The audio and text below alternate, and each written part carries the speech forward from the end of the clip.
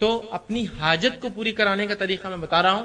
2 رکعت نفل پڑھیے، اس کے بعد اللہ سے مانگیے. مانگنے کے ادب بھی بتائے تو حالانکہ اس میں نہیں ہے، لیکن بتائے تو ادب کیا ہے مانگنے کا، ورنہ یہ ادب بھی ہم بھول جاتے ہیں. آپ صلی اللہ علیہ وسلم نے ایک بار دیکھا، ایک شخص آیا، اس نے 2 رکعت نماز پڑھی، اس کے بعد اس نے دعا مانگی اور چلے گیا.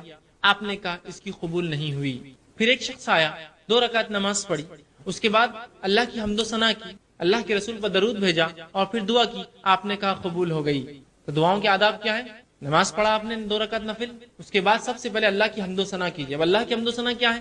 کوئی بھی سورہ فاتحہ پڑھی حمد و ثنا ہے، سورہ اخلاص پڑھی حمد و ثنا ہے، تعریف کیجیے اللہ کی، آیت الکرسی پڑھی حمد و ثنا ہے. خاص الفاظ کوئی ثابت نہیں، رسول اللہ جو پڑھنا چاہے پڑھی، ہوگی حمد و ثنا. رسول پر درود کیا ہے؟ اللہم صلی علی محمد، درود ابراہیم پڑھ لیجیے. پھر کہیے اپنی دعا، اے اللہ میرا فلاں فلاں مسئلہ فلاں مسئلہ فلاں مسئلہ فلاں مسئلہ، ایسی دعا کیجیے. اور اس میں بھی یہ دعا کیا کیجیے ہمیشہ، ورنہ ایسا نہ ہو کہ ہم اپنے بد دعائیں اپنے لیے مانگے دعا سمجھ کر. اے اللہ میرے لیے خیر اور بہتر ہو، اس دین کے لیے، میرے معاش کے لیے اور میری آخرت کے لیے تو قبول کر. اس میں بھی اگر آپ جلد بازی کرنی ہے اللہ یہ ہونا ہی چاہیے، تو کبھی کبھار دعا کی شکل میں بد دعا مانگتے اپنے لیے، تو ہم سمجھ رہے یہ بہتر ہے، کل کو پتا چلا نقصان دیتی. ایسی دعا کیجیے، اللہ اگر میرے دین کے لیے، معاش کے لیے، آخرت کے لیے عافیت ہو، اچھا ہو تو نزدیک کر، مجھے اس سے نزدیک کر، یا اگر میرے دین اور معاش اور آخرت کے لیے برا ہو تو اس سے مجھے، ایسی دعا کیجیے. ورنہ کبھی کہہ رہا ہوں دعائیں تو مانگتے اللہ کو، لیکن در حقیقت تو بد دعائیں رہتی اپنے لیے. ہم کو تو نہیں معلوم ہے اچھا ہے برا ہے، بس مانگ رہے یہی چھونا. جب دے دیتا ہے تو پھر بولتے ہیں یار میرے ساتھ ایسا کیوں ہوا. تو آپ نے ضد ایسی کی، آپ بہتر انداز سے اللہ سے مانگتے. تو اس کے ادب کیا ہے؟ اللہ کی حمد و ثنا، رسول اللہ پہ درود، اور اپنی حاجت کا پھر اللہ کے سامنے رکھنا اور اللہ کو اس معاملے میں سپرد کر دینا. تو بہتر جانتا ہے، میں تو مانگ رہا ہوں، بہتر ہے تو مجھے دے دے. اگر میرے لیے چیز بہتر نہیں تو مجھ سے دور کر دے. ٹھیک. اور دعاؤں کو پکے الفاظ میں مانگنا چاہیے. یہ بھی ایک ہم سے غلطیاں ہوتی ہیں. رسول اللہ فرمایا دعاؤں کو پکے الفاظ میں مانگو. اے اللہ تو یہ چاہے تو ایسا کر دے نہیں مانگنا. اللہ کو کون، اس کے اوپر کون ہے جو اس کو چاہے گا؟ اللہ کے اوپر کوئی اتھارٹی جو تو چاہیں گا تو اس کی، اے اللہ اگر بہتر ہے تو یہ میرے لیے کر دے. پکے الفاظ، سمجھے؟ رسول اللہ فرمایا دعائیں پکے الفاظ میں کیا کرو، کچے الفاظ میں نہیں. اے اللہ اگر تو بہتر سمجھے تو کر دے. کیوں؟ اللہ کو معلوم ہے کیا بتا، اگر اللہ بہتر ہو تو کر دے، تو بہتر سمجھے تو کر دے. کیوں؟ بہتر ہو تو کر دے، بہتر نہیں ہے تو مت کر. پکا الفاظ، کچے الفاظ مت ادا کیجیے. ایسے الفاظ مت ادا کیجیے جو ڈاماڈول والے ہو. یہ تو اللہ کے اوپر رسول اللہ فرماتے کوئی حاکم تھوڑی ہے جو طے کرے گا. تو چاہے تو، چاہت کیا ہے؟ اللہ تو سمجھے بہتر تو کر دے، نہیں سمجھے بہتر تو میرے لیے برا ہے تو دور کر دے مجھ سے. رسول اللہ دعائیں پکے الفاظ میں مانگا کرو. یہ مت کیا کرو تو چاہے تو فلاں، تو چاہے تو اللہ کے اوپر کوئی تو اتھارٹی ہے جو اس کی چاہت اور نہیں چاہت. پکے الفاظ میں اللہ بہتر ہو تو کر دے، نہیں بہتر ہے تو دور کر دے، بس ختم. ایک دم بہترین الفاظ، پکے الفاظ، کچے الفاظ میں نہ کرے. ٹھیک. تو یہ بھی دعاؤں کے بہرحال کوئی موقع ملا تو افضل عبادتیں جس میں نماز شامل ہے اور اسی طرح طواف شامل ہے، یہ بغیر طہارت کے، بغیر غسل اور بغیر اس کے بعد وضو کے نہیں ہو سکتی ہے. تو گویا اس کی بڑی اہمیت ہے یاد رکھی. اور یہ بات میں بار بار کہتا ہوں کہ جس طرح سے فرائض کا پہ عمل کرنا ہم پر واجب اور فرض ہے، اس کو سیکھنا فرض ہے، اسی طرح وہ تمام باتیں جو فرض کے تکمیل میں ضروری، اس کی شرائط ہے، اس کی وجہ ہے، اس کی بیس ہے، ان تمام کا سیکھنا اور کرنا بھی اتنا ہی ضروری ہے جتنا اس فرض پہ عمل کرنا ضروری ہے. تو اگر نماز پڑھنا فرض ہے اور اس پر عمل ضروری ہے تو نماز کن کن چیزوں کی بنیاد پر مکمل ہوتی ہے، ان تمام کو سیکھنا بھی فرض اور اتنا ہی ضروری ہے. اگر زکوٰۃ دینا فرض ہے تو زکوٰۃ کی تکمیل کے لیے جو جو چیزیں ہوتی ہیں، اس کے مسائل، کتنے نصاب پر زکوٰۃ نکلیں گی، اس کا معلوم کرنا بھی فرض ہے. اگر حج کرنا فرض ہے تو اس کا طریقہ سیکھنا بھی ہم پر فرض ہے اور تمام چیزیں کرنا بھی اس کی فرض ہے. ٹھیک ہے. تو اسی طرح جو ہے نماز چونکہ ہم پر فرض ہے تو اس کی شرط طہارت ہے، اور طہارت میں غسل بھی شامل ہے اور وضو بھی شامل ہے، یاد رکھیے. تو بہرحال کچھ باتیں میں جو ہے طہارت کے احکام کے تعلق سے آپ کے سامنے بہرحال آج رکھنے کی بہرحال کوشش کروں گا. مکمل عنوان اس میں کور کرنا میرے لیے ممکن نہیں ہوگا، لیکن بہرحال اہم نکات رکھتے ہوئے تاکہ باقی باتیں اور بھی آپ جو ہے مختلف کتابوں کے ذریعے سیکھ سکتے ہیں، رکھنے کی کوشش کروں گا. سب سے پہلی چیز تو یہ کہ طہارت کی اہمیت اور فضیلت کیا ہے آپ تمام اور ہم تمام جانتے ہیں. نبی اکرم صلی اللہ علیہ وسلم نے طہارت کو آدھا ایمان کا، طہور شطر الایمانی، پاکی یا طہارت، صفائی، ستھرائی، اچھے اپنے آپ کو اچھا رکھنا، اپنے ماحول، اپنے سماج کو صاف ستھرا رکھنا، خود کو پاک رکھنا، اپنے کپڑوں کو پاک رکھنا، اپنے بیٹھنے کی جگہوں کو، اپنی عبادت کی. تو میں گویا تمام چیزوں میں پاکی کا شریعت نے حکم دیا. اور شریعت صرف پاکی کا حکم نہیں دیتی ہے، شریعت صرف ظاہری پاکی کا حکم نہیں دیتی ہے، شریعت ظاہری اور باطنی دونوں پاکی کا حکم دیتی ہے. انسان کا باطن بھی پاک ہو، مطلب اندرون بھی پاک ہو، جس کے لیے شریعت کہتی ہے حسد، جلن، کینہ، برائی، بد اخلاقی، بے ادبی، ان سے بچا کرو، اس لیے کہ یہ برائی ہے، اندرونی صفائی بھی چاہتی ہے۔ اور شریعت بیرونی صفائی، ظاہری صفائی بھی چاہتی ہے، کہ شریعت کہتی ہے کہ طہارت لو، وضو کرو، غسل سے رہو، پاک رہو اور فلاں۔ تو گویا شریعت دونوں طہارتیں چاہتی ہے، ایک طہارت جو اندر کی ہو، انسان اندر سے پاک ہو، اور ایک طہارت جو باہر کی ہوتی ہے کہ انسان ظاہری طور سے پاک ہو، اور دونوں ہی اہم ہیں۔ اگر ہم اب ظاہری طہارت کی میں بات کروں گا، یہاں جب پاکی کی بات کروں گا، تو آپ یہ مت سمجھیے باطنی ضروری نہیں ہے، باہر سے تو بڑا وضو صاف ہے اور دوسروں کے بارے میں کینہ رکھتے ہیں، بغض رکھتے ہیں، نفرت کرتے ہیں، حسد رکھتے ہیں، دھوکہ دینے کا سوچتے ہیں، نقصان پہنچانے کا سوچتے ہیں، یہ بھی درست نہیں۔ اور وہیں اگر اندر سے پاک ہوں اور پھر وضو اور طہارتوں کو اہتمام نہیں، نمازی نہیں پڑھتے، تو پھر وہ بھی بیکار ہے۔ تو دونوں ہی طہارتیں شریعت میں اہم ہیں، ٹھیک ہے، اور اس کے بڑے فضائل ہیں۔ جیسے کہ ایک آیت میں نے آپ کے سامنے تلاوت کی، جو سورہ بقرہ کی آیت نمبر جو ہے 222 ہے، اس کا ایک حصہ اللہ نے کہا اور فرمایا ان اللہ یحب التوابین و یحب المتطہرین، اللہ توبہ کرنے والوں کو اور پاک رہنے والوں کو، طہارت رکھنے والوں کو، صفائی اور ستھرائی رکھنے والوں کو پسند کرتا ہے۔ تو ایک توبہ کرنا اور دوسرا صفائی۔ تو توبہ اندرونی پاکی کا ذریعہ ہے، انسان جو گناہ کرتا ہے اندرونی، حسد، جلن، بغض، کینہ، بد اخلاقی، تمام چیزیں، گالی دے دیا، جھوٹ بول دیا، دھوکہ دے دیا، اندرونی برائیاں ہیں، تو توبہ کو پسند کرتا ہے، اور ظاہری پاکی کو پسند کرتا ہے، مطلب اندرونی پاکی کے لیے توبہ، ظاہری پاکی کے لیے بھلے دونوں پاکیزگی کو پسند کرتا ہے نا۔ کیا فرمایا ان اللہ یحب التوابین، اللہ توبہ کرنے والوں، مطلب اندر سے جو پاک کرے، غلطی ہوگی پاک کر لی اپنے آپ کو، توبہ اس کا ذریعہ ہے گناہوں سے پاک ہونے کا۔ وہ یحب المتطہرین، اور ظاہری پاک رہنے والوں، اندرونی پاک اور ظاہری پاک دونوں ملا کر اللہ دونوں سے محبت کرتا ہے، ٹھیک۔ تو اس سے میں سمجھتا ہوں اس کی فضیلت ہمیں پتہ چلتی ہے۔ لیکن آج ہم اس سماج میں دیکھتے ہیں کہ جہاں ہم رہتے ہیں مسلمان پاکیزگی سے بہت دور ہے، دونوں ہی قسم، اندرونی پاکیزگی اور ظاہری جو ہے باہر کی پاکیزگی، دونوں سے بہت دور ہوتے ہیں۔ مطلب یہ کہ نہ اندر کا ہم صاف رکھنے کی سوچتے ہیں، ٹھیک، اور نہ ہی ظاہری پاکیزگی ہماری نظر آتی ہے۔ کچھ حد تک اگر ظاہری پاکیزگی ہم اپنے گھر کے حد تک یا اپنے جسم کے حد تک کر بھی لیتے ہیں، تو باقی جگہ ہمارا کوئی ایمفسائز، کوئی اہمیت نہیں ہوتی ہے۔ جیسا کہ میرا گھر صاف ہے تو میرے گھر کا کچرا میرے گھر کے بالکل سامنے ہوتا ہے، تو یہ کون سی پاکیزگی کہ اپنی جگہ کو تو پاک کرو اور اپنے گھر کے سامنے لوگوں کو تکلیف پہنچاؤ۔ یا میرا گھر تو بہت صاف ستھرا ہوتا ہے، جس کے اندر روز واشنگ ہو رہی ہے، لیکن اس کا گندا پانی جو ہے سامنے سڑک پر آتا ہے، جس کے ذریعے کئی لوگ بے طہارت گندگی میں، اور ان کی طہارت خراب ہوتی ہے، صفائی خراب ہوتی ہے، اس کی مجھے کوئی فکر نہیں ہوتی۔ تو ایسا نہیں، ہمیں اپنے نفس کو، اپنے گھر کو، اپنے محلوں کو، ہمارے سماج کو، ہماری بستیوں کو، ہمارے شہروں اور ملکوں کو ہمیں پاک رکھنا یاد رکھیں، اس لیے کہ ہمارا دین اس کی تعلیم دیتا ہے، دین اس کی تربیت دیتا ہے، دین بار بار اس کے بارے میں ہمیں جو ہے متوجہ کراتا ہے، ہمیں اس کا حکم دیتا ہے، یاد رکھیے، ٹھیک ہے۔ تو یہ بڑی اہم چیز ہے۔ اب آئیے، اللہ رب العزت اپنی کتاب میں طہارت کا ہمیں حکم دیتا ہے، اور سورہ مائدہ سورہ نمبر 5 اس کی آیت نمبر 6 میں اللہ رب العزت نے فرمایا اور کہا وَإِن كُنتُمْ جُنُوبًا فَاتَّطَهَّرُوا، کہ اگر تم میں سے کوئی جنوبی ہو جائے، جنوبی کا معنی ہوتا ہے ایسا آدمی کہ جس کو غسل واجب ہو، ٹھیک، ایسا آدمی جس کو غسل واجب ہو، تو کہا اگر تم میں سے کوئی شخص جنوبی ہو جائے جس پر غسل واجب ہو تو وہ کیا کرے؟ اللہ نے فرمایا تو وہ طہارت لے، تو وہ اپنے آپ کو پاک کرے۔ تو طہارت لینا ہم پر واجب اور فرض ہے، یاد رکھیے۔ کیا کہا اللہ نے؟ اگر تم میں سے کوئی جنوبی ہو جائے تو فوراً کہا تو تم طہارت لو، اپنے نفس کو، اپنے ظاہر کو پاک کر لو، ٹھیک ہے۔ اسی طرح آگے اللہ رب العزت فرماتا ہے، اور نبی اکرم صلی اللہ علیہ وسلم کو اللہ رب العزت نے حکم دیا اور کہا سورہ مدثر سورہ نمبر 74 اس کی آیت نمبر 4 میں کہا اور کہا فَثِيَابَكَ فَطَّهِّرْ، کہ نبی اپنے کپڑوں کو پاک رکھیے۔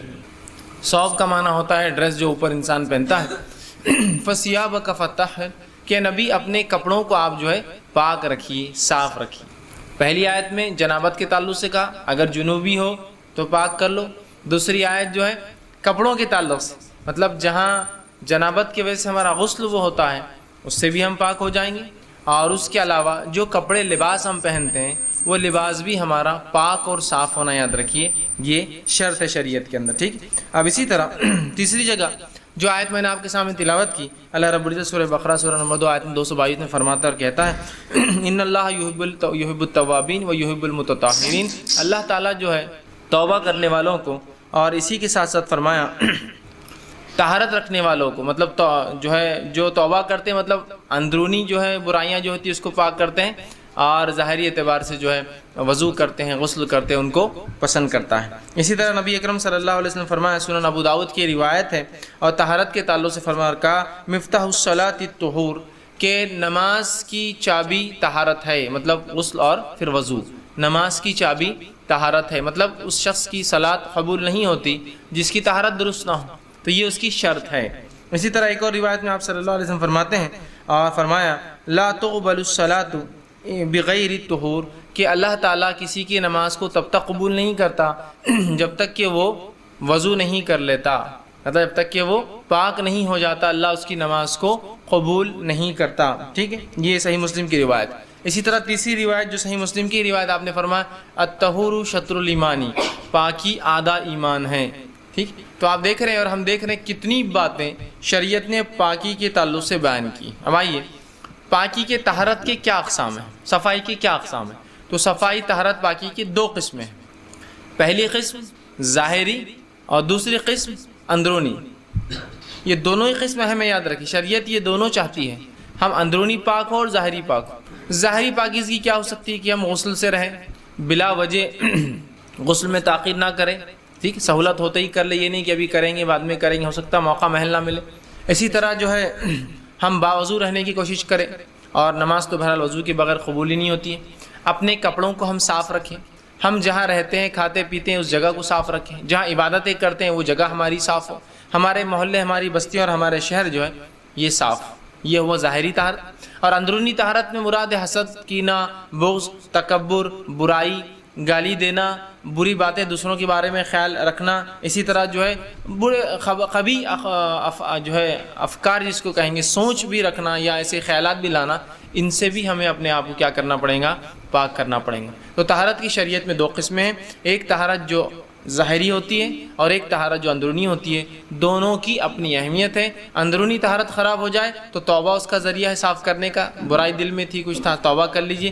ظاہری طہارت خراب ہو تو پھر غسل اور وضو، اس کے لیے دو چیزیں مہیا ہے ہمارے پاس، ٹھیک۔ اب آئیے طہارت کن چیزوں سے حاصل ہوتی ہے؟ طہارت حاصل کرنے کو، پاکی حاصل کرنے کو، اور اب میں ظاہری، میرا جو اب پورا عنوان رہے گا ظاہری پاکی پر ہے۔ اب جو طہارت حاصل کرنا ہے ہم کو، تو وہ کن کن چیزوں سے طہارت ہو سکتی ہے؟ تو طہارت جو ہے، پاکی جو ہے، صفائی اور ستھرائی جو ہے، شریعت میں ہم دو چیزوں سے حاصل کر سکتے ہیں، پہلا پانی اور دوسرا پاک مٹی۔ صاف پانی مطلب پاک پانی ظاہر سی بات ہے، اور صاف مٹی، پاک مٹی، یہ دو چیزوں سے انسان طہارت حاصل کر سکتا ہے، یاد رکھیے شریعت، ٹھیک۔ اس کے تعلق سے جو سادہ پانی جس کو ہم کہیں گے، یا صاف پانی جس کو ہم کہیں گے، میں سادہ پانی اس لیے کہہ رہا ہوں کہ بہت ساری چیزیں ہوتی جن کو پانی کہا جاتا ہے لیکن وہ پانی ہوتے نہیں، جیسا گلاب کا پانی، پانی تو ہے لیکن گلاب ہے، سادہ پانی اس لیے میں کہہ رہا ہوں، مطلب پانی جو جھیل میں ہو، ندی میں ہو، سمندر کا ہو، بارش کے ذریعے جو آتا ہو، نہروں کے ذریعے جو نکلتا ہو، کنووں سے جو نکلتا ہو، یہ سادہ پانی ہے۔ اس میں کچھ ملاوٹ ہو جائے تو پھر وہ پانی تو ہوتا ہے لیکن اس کے ساتھ آپ گلاب کا پانی، عطر کا پانی، مطلب کوئی چیز لگ جاتی ہے، سادہ پانی ہونا ایک، اور دوسرا مٹی سے طہارت حاصل ہوتی ہے۔ پانی کے تعلق سے اللہ رب العزت اپنی قرآن میں فرماتا ہے اور کہتا ہے وَأَنزَلْنَا مِنَ السَّمَاءِ مَاءً طَهُورًا، سورہ فرقان سورہ نمبر 25 آیت نمبر 48 میں فرمایا کہ ہم نے آسمان سے پانی کو اتارا جو پاک ہوتا ہے۔ اب آسمان سے اترا ہوا پانی جھیل، ندی، نالے جس کو کہیں گے، کنویں اور نہریں اور جھیلوں میں اور سمندر، بہرحال ان تمام جگہ آپ کو مل سکتا ہے۔ اس پانی سے چونکہ یہ پاک ہے، یہ ہمیں طہارت دے سکتا ہے، یہ ہمیں پاک کر سکتا ہے، یاد رکھیے، ٹھیک۔ تو پہلی چیز پانی ہے جس سے ہم طہارت حاصل کر سکتے ہیں۔ اسی طرح نبی اکرم صلی اللہ علیہ وسلم فرماتے ہیں، اور بحقی کی جو ہے روایت آپ نے فرمایا پانی پاک کرنے والا ہے، الا یہ کہ اس میں اس کا بو، ذائقہ اور رنگ کسی بری چیز کی وجہ سے بدل جائے۔ پانی پاک ہے، پاک کرنے والا ہے، سوائے اس کے کہ اس کا رنگ، بو، اور آگے فرماتے ہیں اس کی بو، ذائقہ یا رنگ کسی چیز کے ملاوٹ سے، گندی چیز کی ملاوٹ سے بدل جائے تو تب اس سے وضو یا طہارت حاصل نہیں ہوں گی۔ ایسا پانی جس کا رنگ مکمل بدل جائے، جو پانی کہلانے لائق نہ ہو، بو تبدیل ہو جائے، مطلب پانی عموماً کوئی بو نہیں دیتا، ایسی تبدیلی آئے جو غیر فطری ہو، جیسا پانی میں گھاس آنے سے ایک بو ہوتی ہے لیکن اس سے کوئی فرق نہیں پڑتا ہے، غیر فطری، اتنی کوئی چیز مل جائے کہ اس کی خوشبو تبدیل ہو گئی، ٹھیک ہے۔ اسی طرح جو ہے اس کا جو ہے ذائقہ اگر تبدیل ہو جائے، ذائقہ تبدیل مطلب کوئی چیز کی ملاوٹ ایسی ہو جائے کہ اب وہ پانی کہلانے لائق نہیں ہے، آپ بول سکتے پانی لیکن گندا پانی، گندگی زیادہ ہے اس لیے گندے کا لفظ ساتھ اٹیچ ہو گیا اس سے، تو پھر ایسی 3 اگر چیزیں بدل جائے تو پھر پانی پانی نہیں رہیں گا اور اس سے طہارت جو ہے نہیں حاصل ہو سکتی، ٹھیک ہے۔ لیکن کیا ہے؟ رنگ، بو۔ اور ایک بات یاد رکھ لیجیے، پانی کو جو ہے جس کی تعداد مقدار بڑی ہو اس کو کوئی گندگی ناپاک نہیں کر سکتی، یہ بات بھی یاد رکھیے، ٹھیک ہے۔ انشاءاللہ تفصیلات آگے آئیں گی۔ جیسا کہ آپ ایک جھیل کے کنارے گئے، جس جھیل میں بھینسیں بھی نہا رہی ہے، انسان بھی نہا رہے، کتے بلی بھی اس میں ہیں، اور لاشیں بھی پڑی ہے چڑیاؤں کی، کتے بلیوں کی غلاظت بھی دکھ رہی ہے، لیکن چونکہ وہ جھیل ہے اس میں پانی کی تعداد بہت زیادہ ہے، جس کے بنیاد پر وہ پانی خراب نہیں کہلائیں گا۔ آپ صلی اللہ علیہ وسلم نے فرمایا خلتین سے زیادہ اگر پانی ہو تو اس کو کوئی ناپاک نہیں کر سکتی، سوائے اس کی کہ ناپاکی زیادہ اور پانی کم ہو جائے، ٹھیک ہے۔ خلتین کا معنی ہے ایک قلہ جو ہوتا تھا نبی اکرم صلی اللہ علیہ وسلم کے زمانے میں، ایک ڈرم ہوتا تھا، رنجن ہوتا تھا جس کو قلہ کہتے تھے عربی میں، اور ایک قلے کے اندر 275 لیٹر پانی آتا تھا، تو آپ نے فرمایا خلتین مطلب 2 قلے، مطلب 275 جمع 275، 550 لیٹر سے زیادہ اگر پانی ہو جائے تو کوئی چیز اس کو ناپاک نہیں کر سکتی۔ اب بہت سے لوگ سوال کرتے پانی میں چھپلک گر گئی مر گئی تو، لیکن اگر خلتین سے زیادہ ہے ناپاک نہیں ہوتا، 550 لیٹر سے زیادہ ہے پانی ناپاک نہیں، اس لیے کہ یہ پانی کی وہ کوانٹٹی ہے 550 لیٹر، جس کے اندر کوئی چھوٹی موٹی چیز اشیاء گر جائے تو اس سے پورا پانی خراب نہیں ہوتا، چونکہ وہ ڈائلیوٹ ہو جاتی ہے، وہ چیز سمجھ رہے بات کو، وہ ڈائلیوٹ ہو جاتی ہے اس کی غلاظت، ٹھیک ہے۔ تو بہرحال خلتین سے زیادہ پانی ہو تو آپ جیسا جھیل کے کنارے ہیں، اب بھینسیں تو آپ بولتے نہیں بھائی میں تو بھینسیں میں وضو نہیں کر سکتا، اب جھیل میں تو میں سمجھتا ہوں خلہ تو کوئی بات ہی نہیں ہے، اتنا زیادہ پانی ہوتا ہے کہ مطلب جس کو کہیں گے thousands and millions of litre ہوتا ہے، تو وہاں کیا اب ناپاکی کا مسئلہ؟ ہاں ظاہری جو ہے اس کو ہٹا دیجئے، تو اس کے آگے والے حصے میں آپ اپنا وضو کیجئے، جا کر غسل کی ضرورت ہے غسل کیجئے، ٹھیک ہے۔ تو پانی جو ہے پاک کرنے والا ہے، سوائے اس کے کہ اس کی بو، رنگ اور جو ہے اس کا ذائقہ کوئی چیز بدل دے، ٹھیک۔ مطلب اب خلتین پانی ہے اور اتنی ہی کوانٹٹی میں غلاظت مل گئی جس سے اس کے رنگ بو بدل گیا، تو پھر ضرورت نہیں اس کو استعمال کی، ہوتا ہے نا کبھی ایسا، ٹھیک۔ اب اسی طرح دوسری چیز جس سے ہم پاکی حاصل کر سکتے ہیں وہ چیز ہے پاک مٹی، ٹھیک ہے۔ اور پاک مٹی سے مراد یہاں دھول ہے، یاد رکھیے دھول ہے، مٹی یا وہ چیز جو گیلی نہ ہو، کیونکہ جب گیلی ہو جائیں گے تو کیچڑ ہو جائیں گا، مٹی نہیں کہلائیں گی وہ چیز، ٹھیک ہے۔ پاک مٹی کا قصد کرو، اور اللہ رب العزت نے اس تعلق سے نبی اکرم صلی اللہ علیہ وسلم فرماتے ہیں، مسند احمد کی روایت، زمین میرے لیے سجدہ گاہ اور پاک کرنے والی بنائی گئی ہے، زمین اس امت کے لیے سجدہ گاہ اور پاک کرنے والی چیز بنائی گئی ہے۔ اور اس بات کے تعلق سے رسول اللہ نے ایک دوسری روایت میں فرمایا کہ 2 چیزیں ایسی جو مجھے دی گئی یا اس امت کو دی گئی جو پچھلی امتوں میں نہیں تھی، ٹھیک ہے۔ پہلی چیز یہ کہ میرے امت کے لیے مٹی کو باعث طہارت بنا دیا گیا، پچھلی امتوں میں کچھ بھی ہو جائے آپ کو وضو فرض تھا، پانی کے ذریعے غسل اور وضو کرنا فرض تھا، مٹی کا نہیں تھا۔ اور دوسری چیز جو میری امت کو دی گئی جو پچھلی امتوں میں نہیں تھی وہ یہ تھی کہ میری امت کے لیے ساری زمین سجدہ گاہ بنائی گئی، اور پچھلی امتوں کے لیے ایک مخصوص مقام اللہ طے کرتا تھا اور وہیں آ کے نماز پڑھنا پڑتی تھی، ساری زمین۔ ایک تیسری روایت آپ نے فرمایا کہ بیت الخلا اور قبرستانوں کو چھوڑ کر ہر جگہ جو ہے نماز ہو سکتی ہے، ورنہ پوری زمین بولے تو آپ قبرستان میں بھی کھڑے ہو جائیں گے جا کر، نہیں، بیت الخلا اور قبرستان چھوڑ کر باقی تمام جگہوں پر آپ نماز ادا کر سکتے ہیں۔ تو یہ 2 فضیلتیں اس امت کو دی گئی جو پچھلی امتوں میں نہیں تھی، کہ ایک مٹی کو ذریعہ طہارت بنایا گیا، اور دوسرا پوری زمین سجدہ گاہ ہمارے لیے بنا دی گئی کہ جہاں مسلمان کو وقت نماز ہو صلاۃ کھڑے ہو جائے، بس نماز پڑھ لے وضو کر کے۔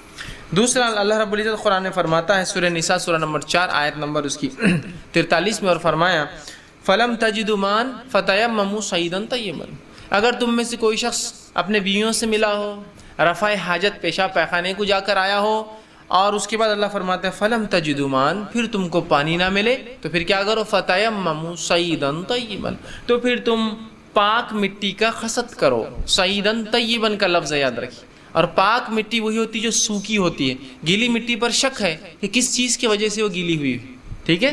تو پاک مٹی سے مراد سوکھی ہوئی مٹی، اور مٹی ہو یاد رکھیں، آپ پتھر پر ہاتھ مار لیں گے، آپ ریت پر ہاتھ مار لیں گے، ٹھیک ہے۔ اور سب سے بہترین ذریعہ ہے آپ سوکھی مٹی لائے، سوکھی مٹی پاکی ہوتی کبھی بھی، چھان لے، جو مٹی نکلی وہ بہترین ہو جائیں گے، یا کچھ نہ ہو تو گھروں میں دھول جمع ہوتی جس جگہ، دھول پر آپ کو ہاتھ مارنا پڑیں گے اس لیے کہ وہاں مٹی ہوتی، ٹھیک ہے۔ مٹی پر ہاتھ مارنا انشاءاللہ طریقہ آگے لوں گا میں، غسل کا، وضو کا اور تیمم کا، اس میں تفصیلات آئیں گی، لیکن طہارت دو چیزوں سے اس امت کو حاصل ہوتی ہے، پہلا پانی سے، ٹھیک ہے، اور دوسرا پاک مٹی سے۔ پاک پانی، سادہ پانی، پاک مٹی سے ہمارا جو ہے تیمم ہوتا ہے۔ کیچڑ پہ یاد رکھیے اعتماد نہیں کر سکتے ہم، اس لیے کہ وہ گیلا ہوتا ہے۔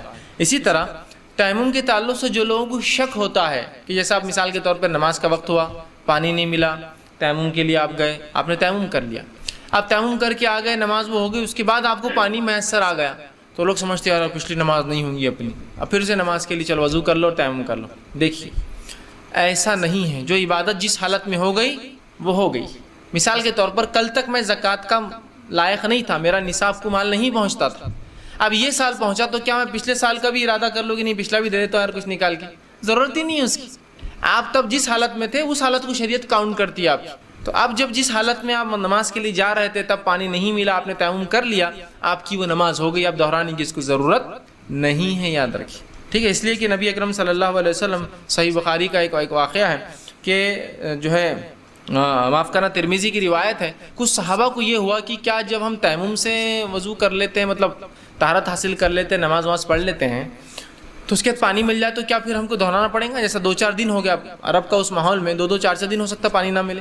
تو نبی اکرم صلی اللہ علیہ وسلم کی جب یہ بات صحابہ کی سنی آئی تو آپ نے کہا اور فرمایا، پاک مٹی مسلمانوں کے لیے وضو ہے، پاک مٹی مسلمانوں کے لیے وضو ہے، چاہے 10 سال پانی نہ ملے۔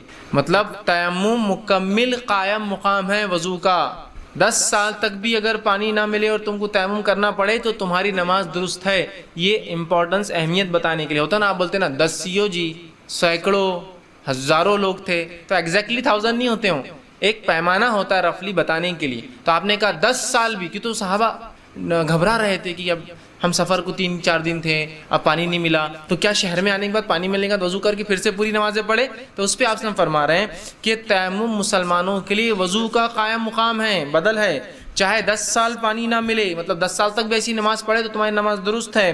جب پانی حاصل ہو جائے تو اپنے جسم کو اس سے صاف کر لیا کرو، اور جب پانی مل جائے تو اپنے جسم کو اس سے صاف کر لیا کرو۔ اس سے مراد یہ کہ سمجھ لیجئے مجھے، اور یہ ایک بات اور یاد رکھیے، تیمم کا وضو اور تیمم کا غسل دونوں کا ایک ہی طریقہ ہے۔ غسل کے لیے بھی تیمم کیا جاتا ہے اور وضو کے لیے بھی تیمم کیا جاتا ہے، اس کے دونوں کو الگ ٹائپ نہیں ہے کہ غسل کا تیمم الگ اور وضو کے لیے الگ، ٹھیک ہے۔ تو آپ سمجھ لیجئے مجھے غسل کی ضرورت تھی تو میں نے تیمم کر کے نمازیں پڑھ لی، سفر پہ تھا میں، اب جب آ گیا ہوں جہاں پانی مجھے میسر ہے تو اس کے بعد میں اپنے آپ کو نہانا آپ ضروری ہے میرے لیے، کیونکہ اگلی نمازیں پڑھنا ہے، اس کے لیے مجھے وضو ضروری ہو گیا، ٹھیک ہے۔ تو اس کے لیے آپ فرما رہے ہیں کہ جب پھر پانی مل جائے تو اپنے آپ کو پاک کر لو، مطلب جو چیز کی وجہ سے تمہیں تیمم کی مجبوری تھی، یا پانی نہیں تھا، یا ضرورت تھی وضو یا غسل کی اور پانی نہیں ملا، تو آپ پاک کر لو اپنے آپ کو۔ لیکن اس کا ہرگز معنی یہ نہیں ہے کہ آپ پھر پاک کر کے پوری نماز دہرائے، جو ہو گئی اس میں ہو گئی۔ جیسا کہ میں مثال دوں گا، تیمم ایک اسٹیپنی ہے گاڑی کی، تیمم گاڑی کا اسپیئر ویل ہے، سمجھے؟ اگر آپ کے مین ویل پنکچر ہو جائے، گاڑی کا جو اصل ٹائر ہے، اور آپ نے اسپیئر ویل اسٹیپنی لگا دی گاڑی کو، اور آپ نے اس پہ سفر کیا، سمجھیے 100 کلومیٹر، تو 100 کلومیٹر وہ سفر ہوتا ہے یا نہیں ہوتا ہے؟ ہوتا ہے نا۔ لیکن 100 کلومیٹر کے بعد جب آپ کو دکان مل جاتی ہے، آپ فوراً اپنے ریل ٹائر کا پنکچر بناتے ہیں اور اس پہ لگا دیتے ہیں، تو کوئی یہ بولے گا نہیں اب وہ 100 کلومیٹر سفر نہیں، اور پھر آپ جا کے آئیں گے اپنے اصل ٹائر پہ، ضرورت ہی نہیں ہے اس کی، اس لیے کہ سفر ہو گیا۔ اسی طرح تیمم بھی ایک مجبوری کی چیز ہے جو استعمال کی جاتی ہے، لیکن مجبوری کے استعمال کا ہرگز معنی ہی نہیں کہ وہ استعمال کی مجبوری میں استعمال درست نہیں تھا، اس وہ کام ہو گیا، وہ عبادت آپ کی ہوگی، اب ضرورت نہیں اس کو کرنے، سمجھ گئے آپ بات؟ اور تیمم جو ہے انشاءاللہ مسائل آئیں گے، یہ ضروری نہیں کہ پانی کی غیر موجودگی میں ہی ہو، یہ بیمار کے لیے پانی کی موجودگی میں بھی جو ہے وجہ بن سکتا ہے۔ بیمار انسان پانی شاید ڈاکٹر نے کہا لگا نہیں سکتے، یا پانی لگانے سے خدشہ ہے کہ جان چلی جائے، زخم بڑھ جائے، جس سے اور بھاری نقصان مالی اور جانی ہو، تو بہرحال ہو سکتا ہے اس میں بھی آپ تیمم کریں۔ پانی تو ہے، جسم ساتھ نہیں دیتا، پانی تو ہے، صحت ساتھ نہیں دیتی، تو کیا کریں گے؟ ٹھیک۔ اسی تعلق سے ایک واقعہ آتا ہے کہ عمرو بن عاص رضی اللہ عنہ، سخت ٹھنڈی تھی اور ایسی جاڑے کی رات تھی اور آپ بیمار تھے کہ اگر غسل کرتے اور غسل کی ضرورت تھی آپ کو تو امکان تھا کہ آپ کو ڈر تھا کہ مر جاؤں گا، مطلب بیمار زیادہ تھے، اور عرب کی اس سردی کو آپ اندازہ لگائیے، وہ ہماری سردی جیسی نہیں ہوتی، بہت سخت سردیاں ہوتی ہے، تو آپ ڈر رہے تھے کہ کہیں امکان نہ، تو آپ نے اس معاملے میں جو ہے تیمم کر لیا۔ انشاءاللہ مسائل اس کے آگے آئیں گے، ٹھیک۔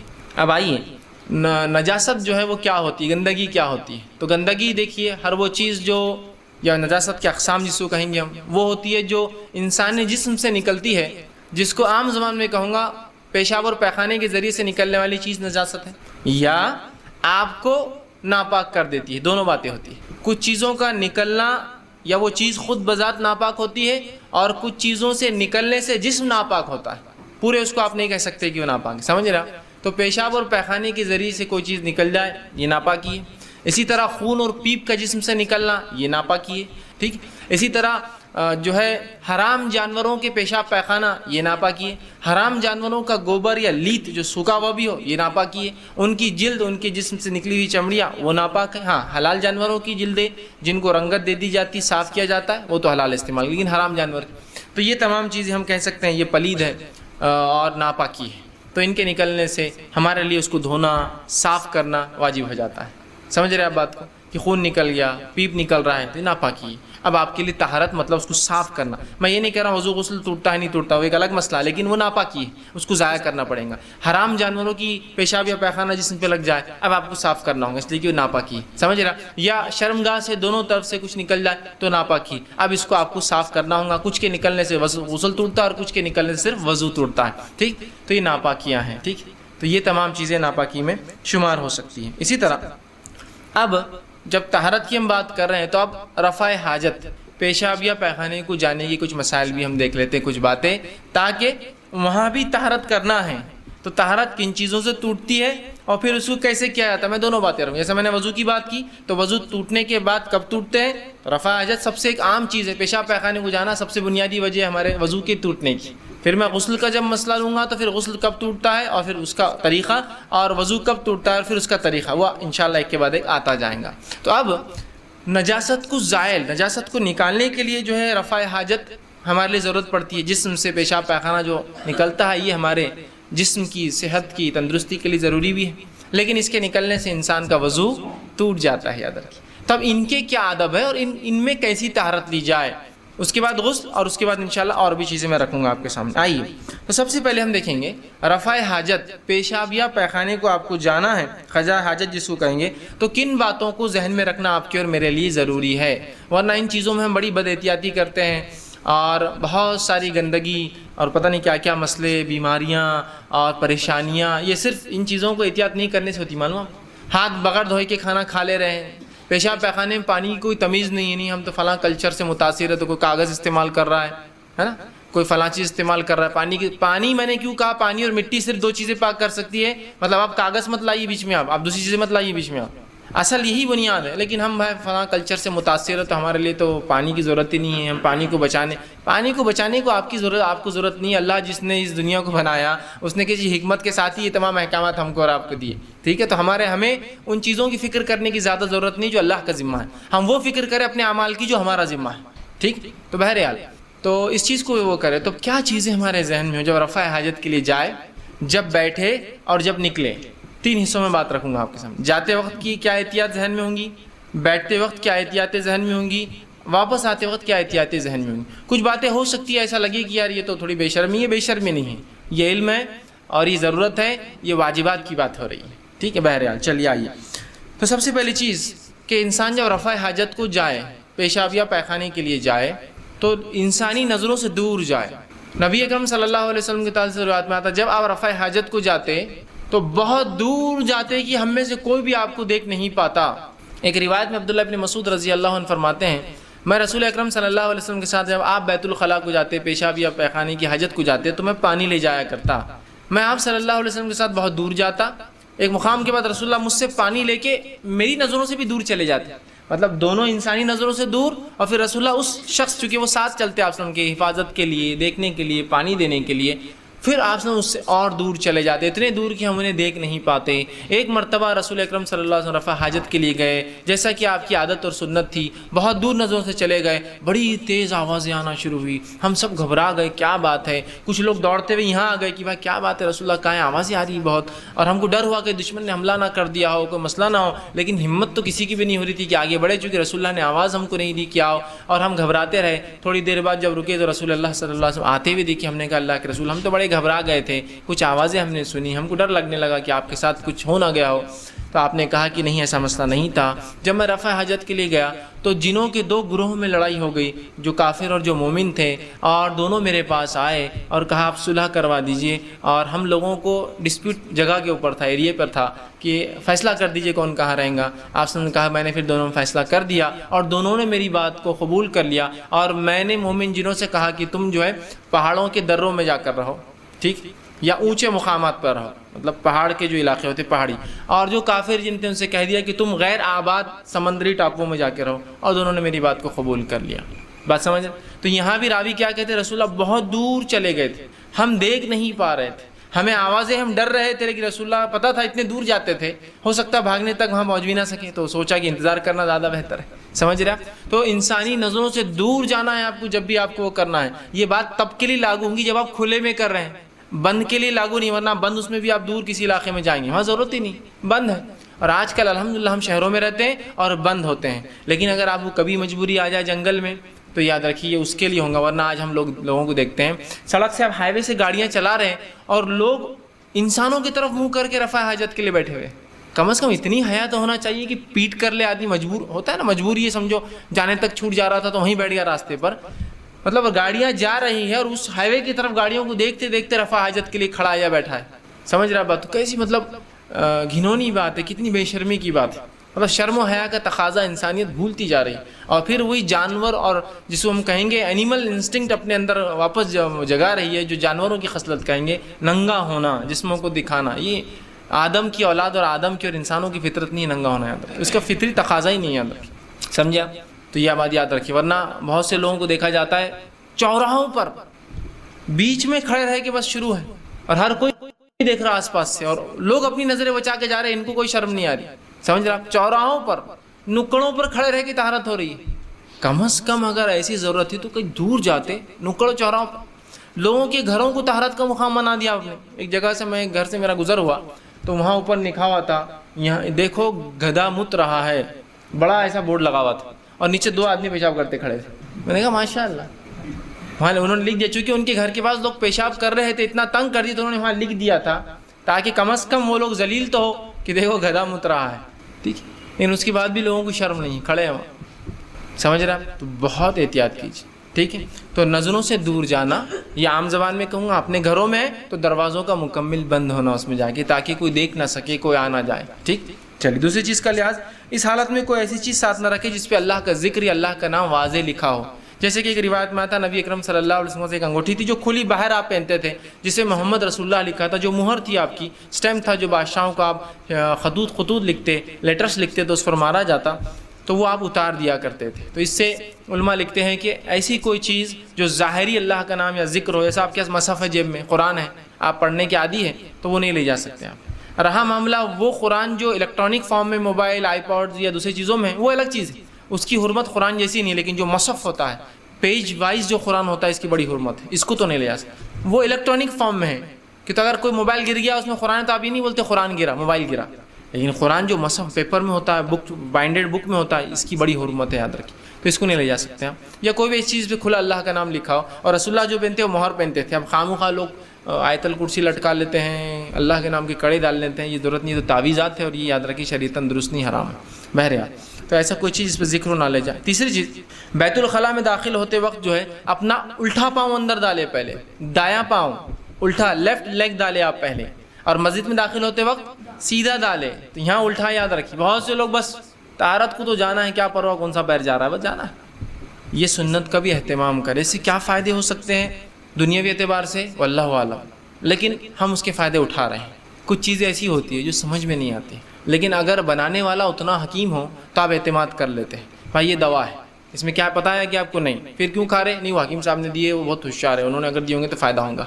تو رب نے جب کہہ دیا، اس کے رسول کے ذریعے بتا دیا، تو بس کر لیجیے عمل، فائدے کیا ہے آپ اٹھاتے رہیں گے، سمجھ میں آؤ نہ ہو، لیکن سائنسی اس کے کچھ نہ کچھ فائدے، کہ تو اسلام نے جن چیزوں کو حلال قرار دیا اور جو آپ نے کر کے بتایا، وہ کام کبھی بھی انسانی نفع کے لیے، انسانی فائدے کے لیے، اور جو کام آپ نے نہیں کیا اور شریعت نے اس کو حرام قرار دیا، وہ کبھی بھی نقصان کے لیے انسانی، وہ اس کو فائدہ نہیں دے سکتا، ٹھیک ہے، کر لیجیے عمل بس۔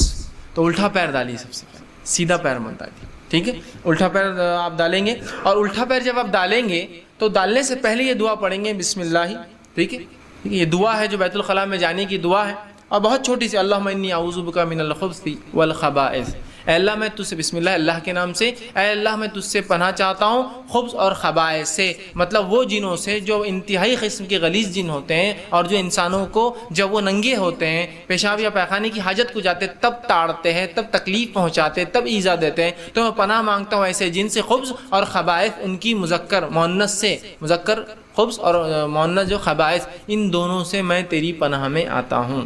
ٹھیک، کتنی آسان اور چھوٹی سی دعا ہے.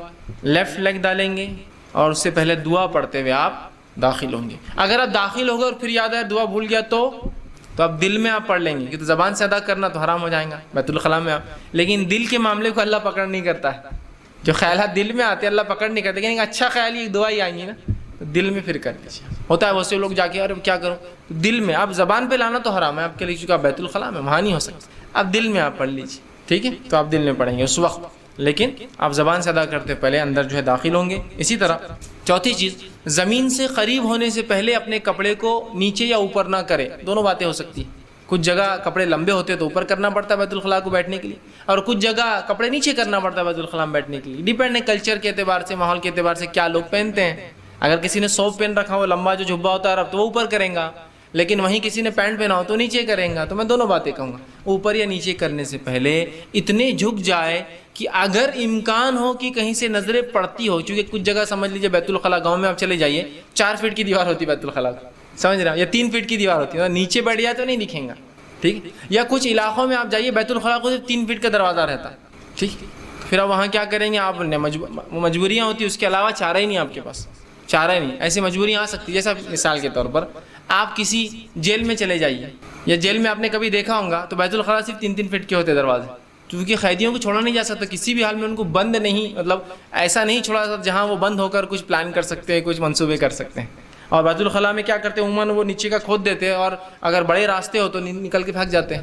نیچے ٹنلز ہوتے ہیں نا، پانی جس سے بہتا ہے گندا، ہمارے پاس چھوٹی نالیاں ہوتی ہیں، لیکن کچھ علاقوں میں بڑے بڑے ٹنلز ہوتے ہیں جس میں پانی سیدھا گرتا ہے، اور راستے انسان چل سکتے ہیں ان ڈرینیجز کے اندر.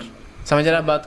تو کھلا نہیں چھوڑا جاتا، 3 فٹ کے ہوتے تاکہ دکھتے رہے کون اندر. مجبوریاں ہو سکتی، یا آپ نظروں سے دور تو چلے گئے، لیکن کچھ عمارتیں ہیں جو دیکھ سکتے ہیں لوگ، اونچی عمارتیں ہیں. اب کتنے دور جائیں گا آدمی، کہاں تک بھاگیں گا. ٹھیک، تو پھر اس کا احتیاط ضرور ہو کہ کسی کی نظریں آپ کی شرمگاہ پہ نہیں پڑے، اس لیے کہ شرمگاہ کو چھپانا ایک مسلمان کے لیے فرض ہے، اس کا دکھانا ایک مسلمان کے لیے حرام ہے. ٹھیک ہے، تو بہرحال اتنا آپ احتیاط کریں کوئی آپ کی شرمگاہ نہ دیکھ پائے. اسی طرح 5ویں چیز، ٹھیک ہے، جب ہم پیشاب یا پیخانے کے لیے بیٹھیں گے اور کھلے میں اگر ہو تو ہمارا چہرہ اور پیٹھ دونوں قبلے کی طرف نہیں ہونا چاہیے. ہم جب بیت الخلاء کے لیے بیٹھتے ہیں تو ہمارا چہرہ اور پیٹھ دونوں قبلے کی طرف نہیں ہونا چاہیے. لیکن اگر بند ہے، جیسا آج کل ہمارے گھروں میں بند ہوتے ہیں، تو اس میں کوئی معنی نہیں، اس کا قبلہ اور اس کا کوئی جو ہے کوئی اہمیت نہیں. لیکن اگر کھلے میں ہیں، آپ اوپن اسپیس میں آپ جا رہے ہیں، تو تب آپ کو یہ بات کا دھیان رکھنا ہوگا کہ میرا چہرہ اور پیٹھ قبلے کی طرف نہ ہو. لیکن جب آپ بند میں ہیں، جیسا آج 4 دیواری ہمارے بیت الخلاء ہوتے ہیں، تو بند بیت الخلاء میں اس کا کوئی مسئلہ نہیں انشاءاللہ. لیکن کھلے اگر ایریا میں جا رہے ہو تو اس کا ضرور احتیاط کرے کہ چہرہ اور پیٹھ دونوں جو ہے پیشاب پیخانے وقت نہ ہو. نبی اکرم صلی اللہ علیہ وسلم فرماتے ہیں، صحیح بخاری اور صحیح مسلم کی متفق علیہ روایت، آپ نے فرمایا لا تستقبلوا القبلة ولا تستدبروها، کہ قبلے کی طرف منہ بھی نہ کرو اور قبلے کی طرف پیٹھ دبر اپنی پیٹھ بھی نہ کرو. بغائطی او بول، جب تم پیشاب یا پیخانے کو جاؤ تو نہ اپنا چہرہ نہ اپنا پیٹھ قبلے کے رخ کرو کھلے میں. لیکن بند میں نبی اکرم صلی اللہ علیہ وسلم کو عبداللہ ابن عمر فرماتے ہیں کہ میں نے ایک بار رسول اللہ علیہ وسلم کو دیکھا کہ آپ صلی اللہ علیہ وسلم ایک بند بیت الخلاء میں تھے، لیکن اس کو چھت نہیں تھی، اس کو اوپر چھت نہیں تھی، جس کی وجہ سے جب آپ اٹھ رہے تھے بیت الخلاء کے بعد تو اٹھتے وقت میں نے دیکھا کہ آپ کا چہرہ قبلے کی طرف تھا. تو اس سے پتہ چلا بند اس میں قبلے کی طرف ہونے سے کوئی حرج نہیں، لیکن کھلے اس میں قبلے کی طرف چہرہ اور منہ دونوں نہیں ہونا چاہیے. یہ مسئلہ ان لوگوں کے لیے زیادہ، بہت سے لوگ گھروں کے اندر وہ ہوتے ہیں اور بیت الخلاء بٹھانا ہے، بھانڈا بٹھانا WC، تو وہ بولتے ہیں اب قبلہ ہی آ رہا، ڈائریکشن ہے، جگہ نہیں ہے گھر میں، کیا کرنا. تو بند اس کے لیے یہ اصول نہیں ہے، کھلے اس میں تو بالکل آپ کو اس کی احتیاط کرنا پڑیں گے. ٹھیک، اسی طرح 6ٹھی چیز جو آپ یاد رکھیں گے وہ یہ ہے، اس کام کے لیے لوگوں کے راستے، سائے دار درخت یا پانی کے کسی گھاٹ یا پل یا انسانیت کے نفع بخش عمارتوں کے پاس کبھی آپ غلطی سے بھی نہ بیٹھیں. یہ بہت برا ہوگا، یاد رکھیے. نبی اکرم صلی اللہ علیہ وسلم نے فرمایا، اور دیکھیے اسلام کیسا دین ہے، کیا پاکیزگی ہے اس کی، اس لیے کہ انسانیت کو تکلیف پہنچ سکتی ہے. آپ نے فرمایا اتقوا الملائن الثلاث، ڈرو 3 قسم کی ملامتوں اور لعنتوں سے. صحابہ نے پوچھا یہ 3 قسم کی کون سی لعنتوں سے ہم بچے جو آپ بیان کر رہے ہیں؟ اور یہ مستدرک حاکم کی روایت ہے. آپ نے فرمایا پہلا جس چیز سے تم کو بچنا ہے، جو لعنت کی پہلی قسم ہے، وہ یہ ہے گھاٹ کے قریب بیت الخلاء کو بیٹھنے سے. گھاٹ گھاٹ مطلب سمجھ رہے، پانی جہاں آ کے لگتا ہے، ساحل ہے، سمندر کا، ندی ہے، تالاب کا ہوتا ہے نا، ہر جگہ سے پانی تالاب میں لے نہیں سکتے آپ، ایک جگہ ہوتی ہے گھاٹ بولتے ہیں اس کو، آدمی کپڑے دھوتا ہے، جانور پانی پیتے ہیں، انسان پانی بھرتے ہیں۔ گھاٹ کے کنارے قریب درمیانے راستہ، سڑک کے بیچ میں یا سائے دار درخت کے نیچے پیشاب یا پیخانہ کرنے سے بچو، اس لیے کہ یہ تینوں عمل ملعون ہیں، لعنت والے ہیں، ہے نا۔ اور کیسی خطرناک لعنت ہوتی ہے، رسول اللہ صلی اللہ علیہ وسلم نے کتنی بہترین بات بتائی، اس سے انسانیت کو تکلیف ہو سکتی۔ دیکھیے اب کسی نے گھاٹ کے پاس پیشاب یا پیخانہ کر دیا، ایک آدمی یا عورت وہاں گھاٹ پہ آتے کیا بولتے ہو؟ ارے لعنت ہے یار غلیظ آدمی پر۔ آپ تو چلے گئے، آپ پہ لعنتیں پہنچ رہی ہے کنٹینیو۔ لعنت کریں گے نا کوئی بھی، کسی کا جانور پھسل گیا اس پر سے، کوئی انسان پھسل گیا اس پر سے، کسی کو نقصان ہو گیا اس چیز کی وجہ سے، اس کے بعد اس کی بدبو جو 2-3 دن رہیں گی، اسے ہر آدمی آپ پہ لعنت کریں گے، یاد رکھیے۔ رسول اللہ فرما رہے ہیں ان 3 لعنت کرنے والے عمل سے بچو، اس لیے کہ ایسی لعنت ہوتی ہے، آپ تو چلے گئے، لوگ لعنت بھیجتے رہتے ہیں آپ کے اوپر، اور اس کی پتہ نہیں کتنی نقصان اور کتنی تکلیفیں انسانیت برداشت کرتی ہیں اس کی۔ ہوتا ہے گاڑیاں اسکیٹ ہو جاتی ہیں بہت سی مرتبہ، یہ تو آج کل کے زمانے اچھے ہیں، ٹائر بہت اچھی قسم کے آتے ہیں، فلاں ہیں۔ ایک زمانہ تھا گاڑیاں روڈ سے اسکیٹ ہو گئی اس وجہ سے کہ لوگوں نے غلاظت سڑکوں پہ کر دی، اور اتنے زیادہ کی گاڑی ایک بار ٹریک سے نکلی تو غلاظت میں جب گئی تو وہ اسکیٹ ہو گئی پوری۔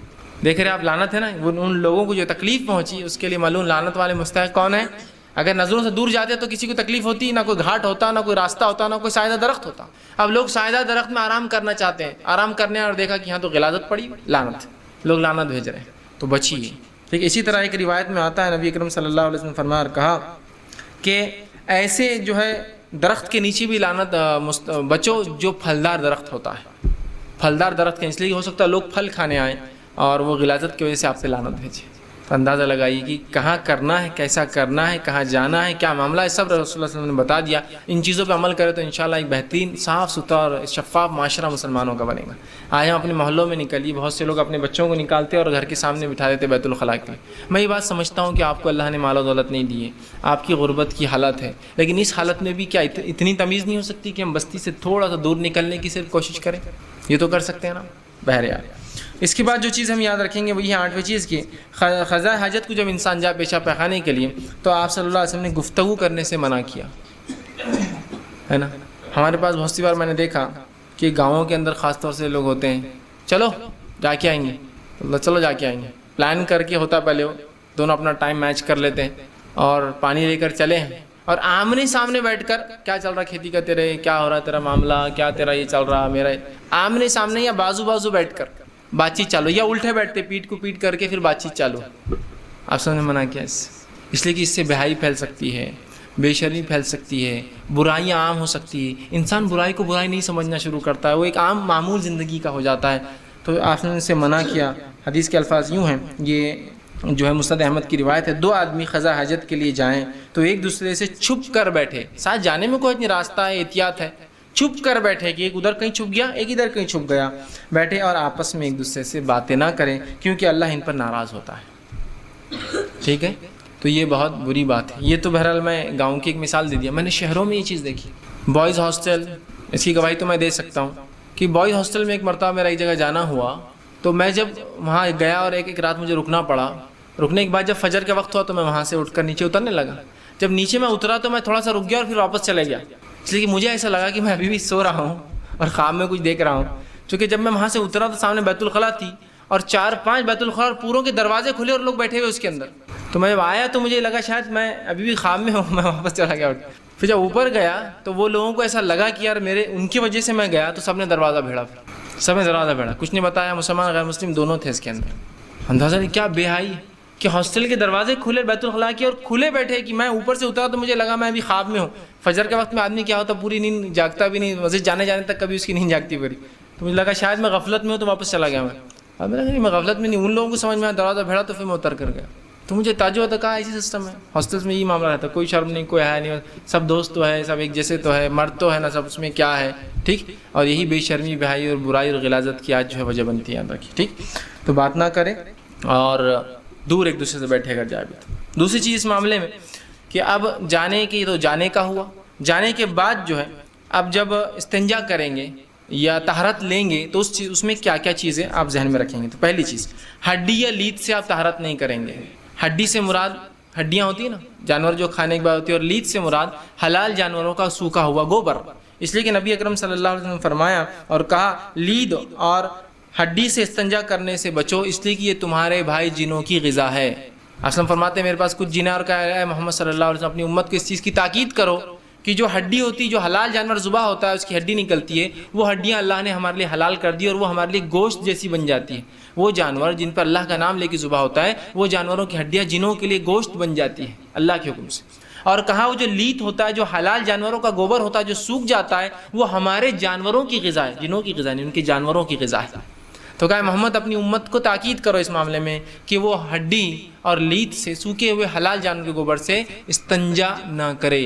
تو اب آپ کو استنجا کرنا ہے، پانی نہ ہو تو آپ ہڈی اور گوبر نہیں استعمال کریں گے، اس کے لیے پھر پتھر ہو سکتا ہے، مٹی کے ڈھیلے ہو سکتے ہیں، لیکن ہڈی اور گوبر کا استعمال نہیں ہوگا۔ دوسری چیز، ایسی کوئی چیز استعمال نہ کرے جو کھانے میں کام آتی ہو، استعمال کی اشیاء ہو، ٹھیک، اس لیے کہ استعمال کی اشیاء اور کھانے کی چیزوں کا آپ طہارت کریں گے تو اس سے ان چیزوں کی بے حرمتی ہوں گی، اسراف اور ضائع کرنے میں آئیں گا، اور اسراف اور ضائع کرنا شریعت میں حرام ہے۔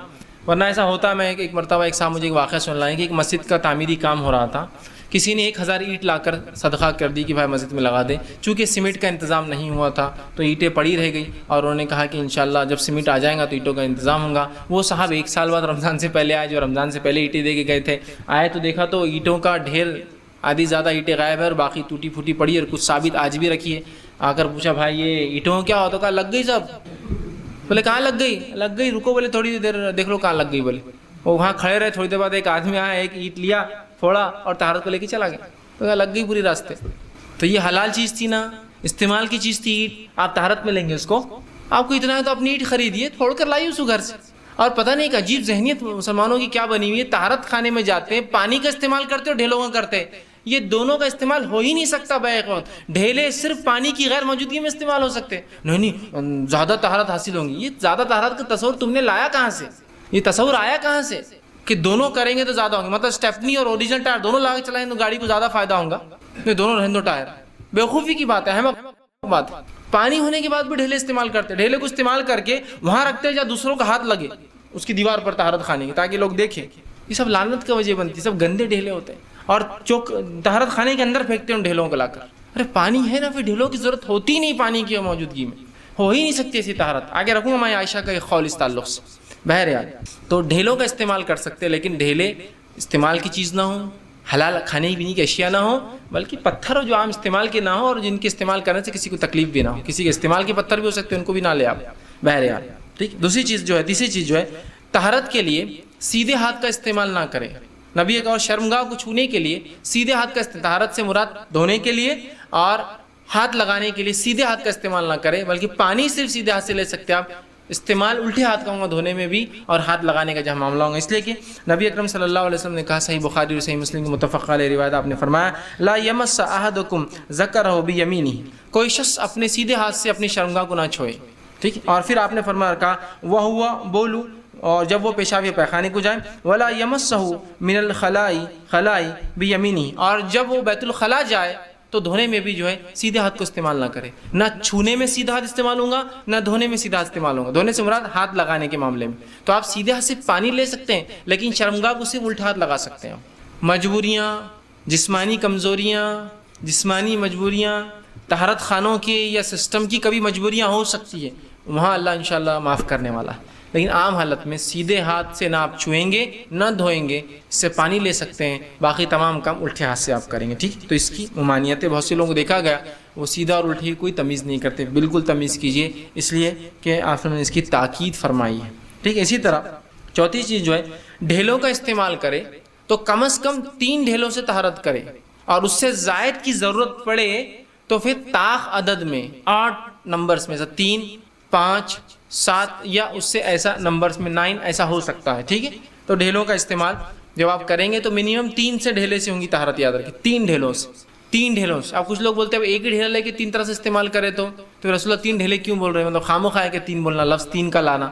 ایک کو بول سکتے ہیں نا 4 سائڈ ہوتے ہیں، اس کو 5 بھی ہو سکتے ہیں، کسی پتھر کو 10 بھی ہو سکتے ہیں، تو بولنے کی کیا ضرورت ہے 3 ڈھیلے؟ اس لیے کہ صفائی کے لیے یہ ضروری ہے، سمجھ رہے ہیں بات کو؟ اب کیوں 3 کہا؟ اس لیے کہ کچھ باتیں اس کا تعلق غائب سے ہوتا ہے، وہ ہم نہیں جان سکتے کبھی بھی۔ جیسے آپ نے فرمایا رات میں سو تو اپنے برتنوں کو، پانی کی مشکیسوں کو جس میں پانی بھرا ہوتا ہے، کھانے کی چیزوں کو کھلا نہ چھوڑو، اس لیے کہ آسمان سے رات میں بیماریاں اترتی ہیں اور کھلے برتن میں داخل ہو جاتی ہیں۔ تو آپ کہیں گے بیماریاں جراثیم لاتے، جراثیم تو بہت باریک ہوتے، کھلے اور چھپے سے ان کو کیا ہوتا؟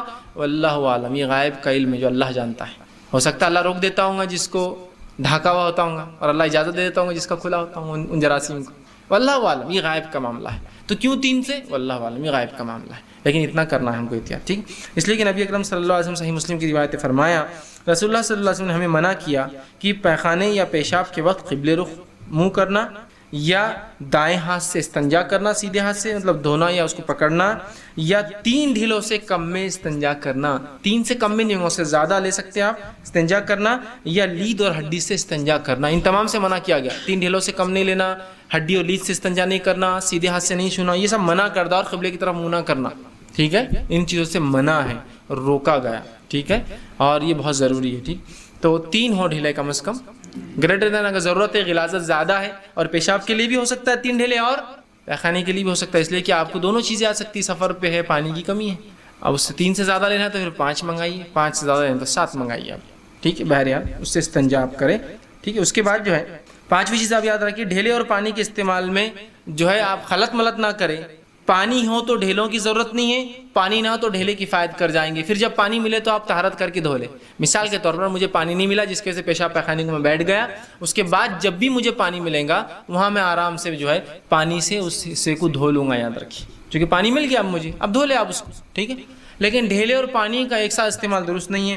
ماں عائشہ رضی اللہ عنہ فرماتی ہے، اور ترمذی کی روایت آپ نے فرمایا، اپنے خاوندوں سے کہو، عورتوں کو کہا، اپنے خاوندوں سے کہو کہ پانی کے ساتھ استنجا کرے، اس لیے کہ مجھے ان سے یہ بات پتہ چلی ہے، یا مجھے اس بات کو کہنے میں ان سے شرم آتی ہے کہ پتہ چلیے کہ یہ پانی کی موجودگی میں ڈھیلوں سے استنجا کرتے ہیں، تو مجھے ان سے سیدھے بات کرنے میں چونکہ شرم آتی ہے، تو تم اپنے شوہروں سے کہو جا کر، کیونکہ عموماً عورتیں شہر میں ہوتی تھی تو پانی میسر ہوتا تھا، مرد سفر پہ جاتے تھے، تو ماں عائشہ کسی نے کہا کہ مرد بہت سی مرتبہ پانی ہونے کے باوجود بھی ڈھیلوں سے استعمال کر رہے ہیں، تو آپ نے کہا مجھے ان سے شرم آتی ہے تمہارے شوہروں سے بات کرنے کو، تو لہٰذا تم عورتوں سے خطاب کر کے کہا اپنے شوہروں سے کہو کہ پانی کی موجودگی میں ڈھیلے استعمال نہ کرے، ہے نا؟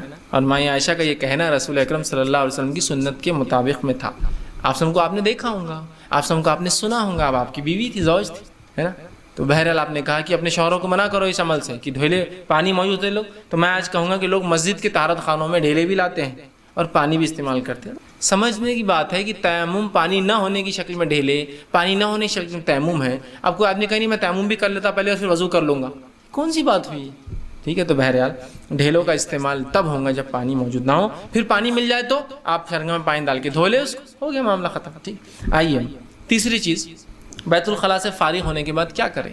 تو بیت الخلاء سے فارغ ہونے کے بعد جب آپ باہر نکلیں گے تو پہلے اپنا سیدھا پیر ڈالیں گے، کیونکہ آپ جب داخل ہوئے تھے تو الٹے پیر کے ساتھ ہوئے تھے، باہر نکلیں گے تو سیدھے پیر کے ساتھ، مسجد میں داخل ہوں گے تو سیدھے پیر کے ساتھ، واپس نکلیں گے تو الٹے پیر کے ساتھ، بیت الخلاء میں داخل ہوں گے تو الٹے پیر کے ساتھ، نکلیں گے تو سیدھے پیر کے ساتھ۔